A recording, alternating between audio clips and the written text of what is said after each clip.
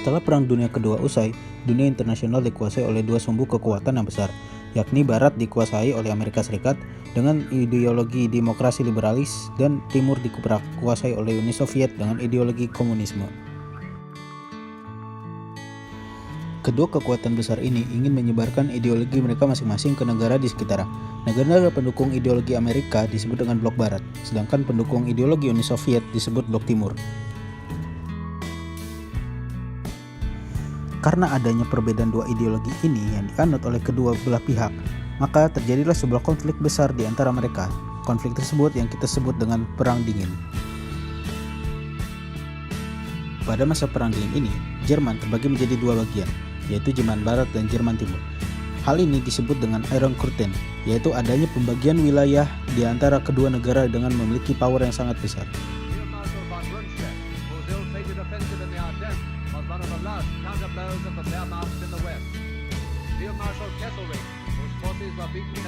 Perang Dingin dimulai sejak tahun 1947 dan diawali dengan propaganda. Seperti di Amerika Serikat, pembuatan film Hollywood tentang anti-komunisme untuk para rakyat di sana sering terjadi. Para pekerja federal yang setuju dengan ideologi komunisme diberhentikan dari pekerjaannya. Sedangkan di Uni Soviet, semua oposisi dengan pendapat yang berbeda ditekan oleh pemerintah. Pada tahun 1949, Uni Soviet melakukan pengembangan senjata besar-besaran dan berhasil menciptakan bom atom pertamanya. Sedangkan Amerika Serikat di tahun yang sama mendirikan NATO, sebuah aliansi militer untuk negara-negara di Blok Barat. Dalam Perang Dingin, negara yang bersangkutan, Amerika Serikat dan Uni Soviet tidak pernah melakukan kontak senjata atau peperangan secara langsung. Hal ini ditunjukkan dengan keberpihakan Amerika Serikat dan Uni Soviet untuk mendukung negara-negara yang memiliki kesamaan ideologi masing-masing yang sedang berkonflik. Amerika Serikat dengan ideologi demokrasi liberalisme yang didasarkan pada kapitalisme, dan Uni Soviet dengan ideologi komunisme. Perang antar negara dukungan di luar wilayah Amerika Serikat dan Uni Soviet disebut dengan perang satelit. Banyak di antaranya merupakan perang saudara. Di tahun 1949, Uni Soviet memberikan dukungan finansial bersama dengan Yugoslavia yang mempersenjatai kelompok pemberontak komunis di Yunani dalam perang saudara dengan partai pemerintah monarki Yunani yang didukung dan didanai oleh Inggris dan dibantu oleh Amerika Serikat.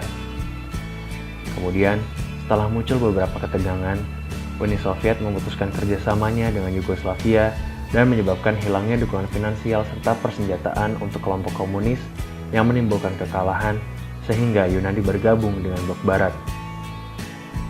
Perang satelit tidak hanya terjadi di Eropa, tetapi juga di Asia. Cina juga mengalami perang saudara selama 3 tahun antara komunis dan nasionalis yang berakhir dengan kepergian para nasionalis untuk mundur dan menetap di Taiwan. Setelah perang saudara tersebut, Cina penganut komunis bergabung dengan Uni Soviet sehingga mendorong terjadinya peperangan satelit lainnya seperti di Vietnam dan di Korea.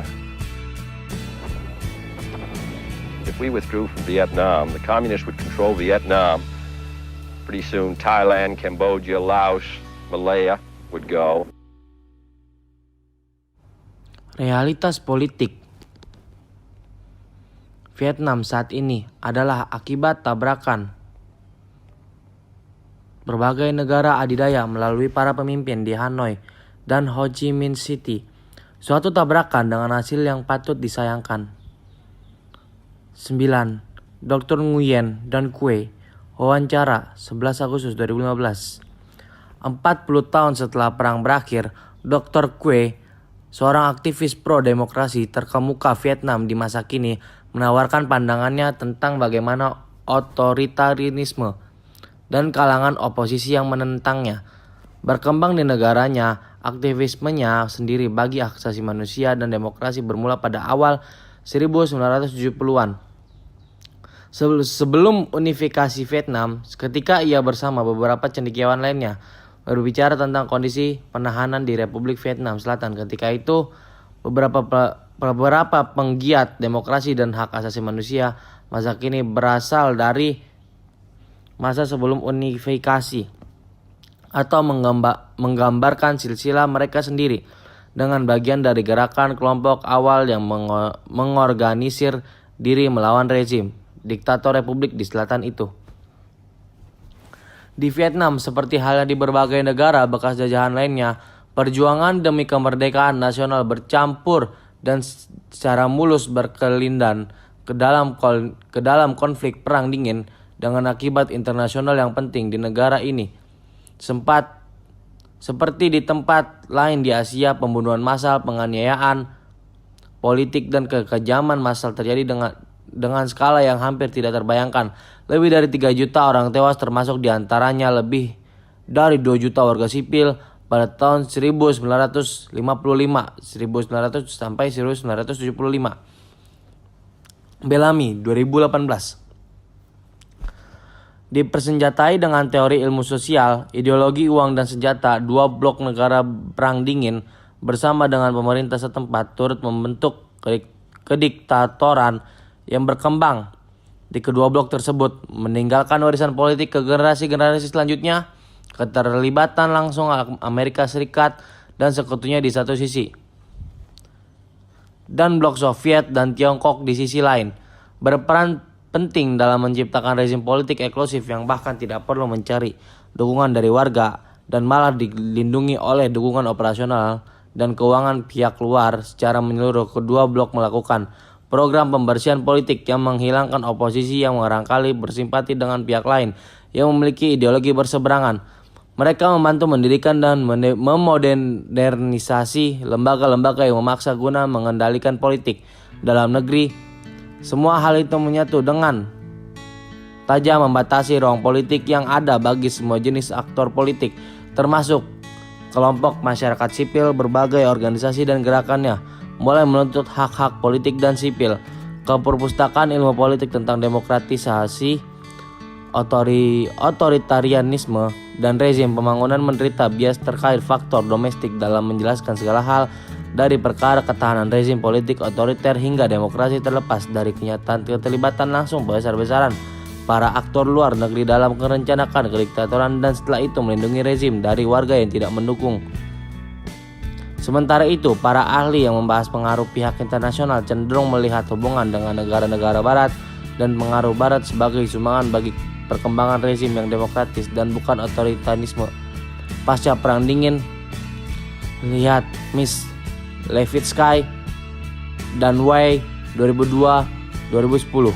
Di Vietnam, Amerika Serikat dan sekutu-sekutunya mengarahkan baik hubungan maupun pengaruh mereka, tetapi jelas menggunakan ini untuk mendukung rezim anti-komunis yang berkembang di Republik Vietnam Selatan. Contoh dari Vietnam menunjukkan bahwa warisan politik Perang Dingin terbilang kompleks dan mencakup hubungan kekuasaan yang timpang antar negara dan masyarakat sipil, hingga merugikan warga dan kelompok yang menuntut hak-hak politik dan keterwakilan politik. Lembaga pemaksa yang bertujuan melindungi rezim politik dan pemerintah dari warganya sendiri memperoleh dukungan aktif dari para aktor politik asing. Namun, seperti yang dikatakan Dr. Kue di atas, kediktatoran yang didukung pihak asing ini juga menghadirkan perlawanannya sendiri. Keterbelahan Vietnam, pembersihan dan pemaksaan politik. Setelah barisan komunis mengklaim kemenangan atas Kuomintang pada 1949, Mao Zedong memproklamirkan berdirinya Republik Rakyat Tiongkok. Amerika Serikat mengirimkan misi penyelidikan ke Asia Tenggara. Para ofisir CIA dengan pengalaman mereka dalam teknik kontra pemberontakan di wilayah lain Asia Tenggara dilibatkan. Begitu Vietnam dianggap sebagai bagian dari Perang Dingin global dan punya peran kunci dalam perang melawan perluasan komunisme internasional. Kesepakatan Jenewa yang mengakhiri Perang Indochina 6 tahun kemudian membagi wilayah hari ini yang dikenal sebagai Republik Sosialis Vietnam menjadi 2 zona pengelompokan sementara. Pembagian pembesaran berdasarkan demokrasi garis paralel ke-17. Pembagian ini bersifat ideologis dan dibuat berdasarkan faktor geografis dengan kedua belah pihak lantas menjadi perbatasan negara. De Villers 1962. Pemerintahan tidak menerapkan kendali atas wilayah di kedua sisi perbatasan. Karena itu pemerintahan kedua negara memandang wilayah di kedua sisi perbatasan Karena itu pemerintah kedua negara memandang wilayah mereka ibarat pulau-pulau di dalam kepulauan bersaing kekuatan politik yang bagaimanapun mereka perlukan guna memegang kendali kekuasaan. Kesepakatan Jenewa Masyarakat Pemilu Nasional, tetapi itu tidak pernah dilakukan karena baik pemerintahan Amerika Serikat maupun pemerintahan Perdana Menteri Ngo-Dinh yang didukung Amerika Serikat itu memperkirakan mereka tidak akan dapat memenangkan pemilu. Oleh karena itu, pada 4 Maret 1956, Republik Vietnam Selatan justru membentuk Majelis Konstituente dan dengan bantuan CIA, mereka menyusun undang-undang dasar yang memberikan diam kekuasaan hampir tiada batas. BUT 2018. Republik Demokratik Vietnam Utara mencari dukungan dan inspirasi dari Uni Soviet dan Tiongkok, sementara Amerika Serikat melalui CIA dan organisasi-organisasi lainnya banyak menaruh pengaruh dalam menyusun pemerintahan diktator Vietnam Selatan. BUT 2018, Chapman 2013. Lantaran tidak memiliki kendali atas wilayah dan dukungan yang dapat diandalkan baik pemerintahan maupun sekutu pihak luar, mereka memprakarsai program radikal yang bertujuan untuk menyingkirkan lawan politiknya. Upaya kemurnian politik oleh kedua sisi paralel ke-17 ini berujung serentak pada pembunuhan polisi T-shirt. Di selatan, pembagian lazimnya perang yang ada pada 1967, CIA memprakarsai Puang Hoang. Program Phoenix CIA 1975 ini adalah upaya meningkatkan dan memperkuat program kontra pemberontakan ditunjukkan untuk mendukung pemerintah dan mengacaukan serta mengalahkan lawan-lawan pemerintah sejak awal 1960-an, yang merupakan salah satu upaya Amerika Serikat terlepas dari skalanya yang lebih kecil. Miss CIA 1963, mereka yang ditargetkan termasuk warga sipil yang mungkin menjadi bagian dari jaringan pendukung komunis serta warga sipil yang menentang kediktatoran di selatan dan organisasi-organisasi lain seperti Serikat Buruh yang mungkin menaruh simpati pada gerakan komunis. Werle 2005 yang menjalankan operasi teror program Phoenix adalah CIA, pasukan khusus Amerika, tentara sekutu dari negara-negara Asia lainnya, dan militer Vietnam Selatan di bawah penguasaan CIA. William Colby yang mengapalai operasi pada 1991 beraksi kepada subkomite DPR Amerika Serikat bahwa dalam periode 3 tahun itu 20.589 orang telah diburu dan dibunuh. Ward 1972. Para musuh ditangkapkan menjalani interogasi dan penyiksaan di pusat-pusat interogasi di seluruh provinsi Vietnam Selatan. Yang lainnya dibunuh dengan segera tanpa proses hukum sesuai dengan daftar CIA dan dengan taat aturan dilaporkan kembali ke markas besar di Amerika Serikat. Program Phoenix bertujuan untuk mengendalikan warga negara melalui teror. Banyak dari mereka yang terbunuh malah sama sekali tidak memiliki keterkaitan dengan komunisme. Namun teror itu juga melunak-lunakan suara moderat, memicu lawan politik dan menentang kediktatoran.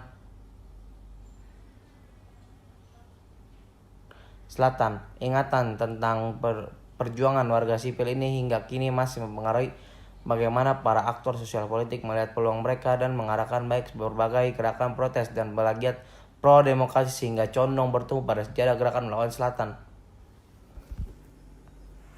Perang Korea pada tahun 1950, bagaimana akhirnya dan kenapa Korsel dan Korea tidak bersatu? Perang Korea 1950 berakhir tanpa perjanjian damai, sehingga secara teknis Korea Selatan dan Korea Utara sampai sekarang masih berperang. Sejauh ini ujung dari perang Korea adalah gencatan senjata, dan upaya-upaya untuk melakukan perjanjian damai selalu menemui jalan buntu. Lantas bagaimana akhir dari perang Korea pada 1950 serta kenapa Korsel dan Korea tidak bersatu? Berikut adalah rangkuman sejarahnya. Sejarah Perang Korea berakar dari pendudukan Jepang di Korea selama 1910 sampai 1945. Ketika Perang Dunia II berakhir dan sekutu mulai membongkar kekaisaran Jepang, nasib semenanjung Korea menjadi tawar-menawar antara Amerika Serikat dan Uni Soviet. Pada 1948, Korea Utara dan Korea Selatan dipisah oleh garis paralel ke-38 garis lintang yang melintasi semenanjung Korea. Korea Utara menjadi negara sosialis yang dipimpin oleh Kim Il-sung dan didukung oleh Uni Soviet.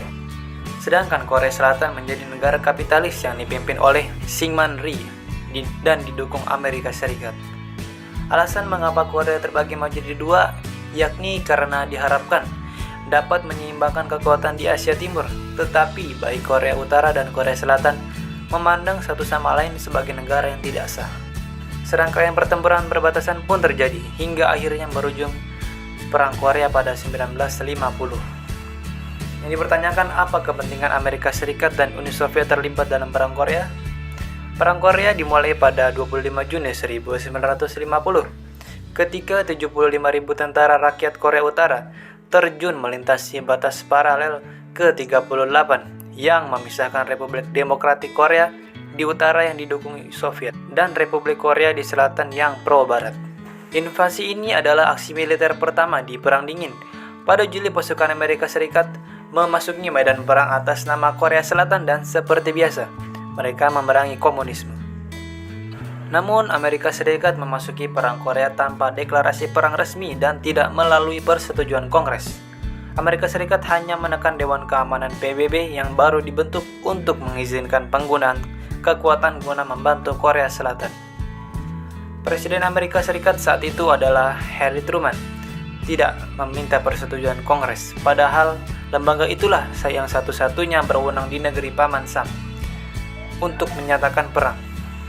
Kami tidak berperang, kata Truman kepada pers pada 29 Juni 1950. Korea Selatan diserang secara tidak sah oleh sekelompok bandit yang bertetangga dengan Korea Utara. Terlepas dari pertanyaan tentang apakah Truman melampaui otoritas kepresidenan, keterlibatan Amerika Serikat dalam Perang Korea secara resmi dikaitkan dengan tindakan polisi. Ketika Amerika Serikat berkepentingan membela Korea Selatan di Perang Korea, Uni Soviet juga memiliki keperluan untuk mendukung Korea Utara dan membantu Cina. Pada hari-hari awal Perang Korea, pasukan PBB sempat mendorong tentara Korea Utara ke perbatasan Cina, yang kemudian direspon Cina dengan mengerahkan lebih dari 3 juta tentara ke Korut. Sementara itu, Uni Soviet memasok dan melatih pasukan Korea Utara dan Cina, serta mengirim pilot untuk misi melawan pasukan PBB. Lalu bagaimana akhir dari Perang Korea? Pada musim 1951, pasukan kedua kubu terlibat pertempuran sengit di sekitar garis paralel ke-38. Korban-korban pun berjatuhan. Negosiasi kemudian dimulai pada Juli 1951. Lalu pada tanggal 27 Juli 1953, Korea Utara, Cina, dan Amerika Serikat menandatangani perjanjian gencatan senjata Perang Korea. Amerika Serikat dan Uni Soviet juga bersaing dalam pengembangan teknologi luar angkasa, yakni pengembangan roket dan satelit. Lalu perlombaan ini dimenangkan oleh Uni Soviet. If the United States now were to throw in the towel and come home, and the communists took over South Vietnam, then all over Southeast Asia, all over the Pacific, in the Mideast, in Europe, in the world, the United States would suffer a blow. And peace, because we are the great peacekeeping nation in the world today because of our power, would suffer a blow from which it might not recover. Pada tahun 1975, Amerika Serikat mengalami kekalahan dalam Perang Vietnam melawan para penganut komunis yang menyebabkan hilangnya pengaruh kekuatan global serta penurunan ekonomi sementara di Amerika Serikat. Uni Soviet menggunakan kesempatan tersebut untuk membangun ulang pengaruh politiknya terhadap dunia. Di tahun 1980, Uni Soviet memberikan bantuan kepada kelompok komunis untuk melawan kelompok Islamis di wilayah Afrika yang didukung oleh Amerika Serikat dengan sekutunya. Pada tahun 1982, Uni Soviet melakukan pembaruan misil-misil yang lebih canggih dan akurat yang diarahkan ke Eropa sehingga menandai krisis misil Eropa. Hal ini mendorong Amerika Serikat untuk membalas sikap Uni Soviet dengan memasang misil-misil di wilayah Eropa pada tahun 1984. Kejadian tersebut memicu terjadinya persaingan senjata atau yang sering dikenal dengan arms race. Dalam persaingan ini, Uni Soviet menginvestasikan 14% pendapatan nasionalnya hanya untuk pengembangan teknologi persenjataan. Setelah perlombaan satelit dan senjata canggih, perekonomian Uni Soviet mengalami penurunan. Rakyat Eropa, salah satunya Jerman, sudah tidak ingin berkonflik dan memilih untuk menyatukan Jerman Barat dan Jerman Timur kembali dengan peristiwa runtuhnya tembok Berlin yang memisahkan kedua negara. Blok Barat meraih kemenangan. Rakyat Uni Soviet juga sudah tidak percaya dengan pemimpinnya, serta ingin memisahkan diri. Perjanjian perdamaian ditandatangani dan Uni Soviet pecah menjadi 15 negara bagian. Dampak dari Cold War yaitu merubah sistem bipolar, di mana awalnya yang hanya ada dua negara berkekuatan besar, keduanya dapat diharapkan bertindak dan untuk memelihara sistem yang pada sebelum tahun 1990 diwakili oleh USA dengan blok Barat dan Uni Soviet dengan blok Timur. Kedua negara itu unggul dari sisi militer, sisi ekonomi, dan budaya yang mempengaruhi negara di sekitarnya dan juga di dunia internasional. Namun, setelah Cold War, dengan runtuhnya Uni Soviet, sistem ini dengan sementara berubah menjadi sistem unipolar sementara.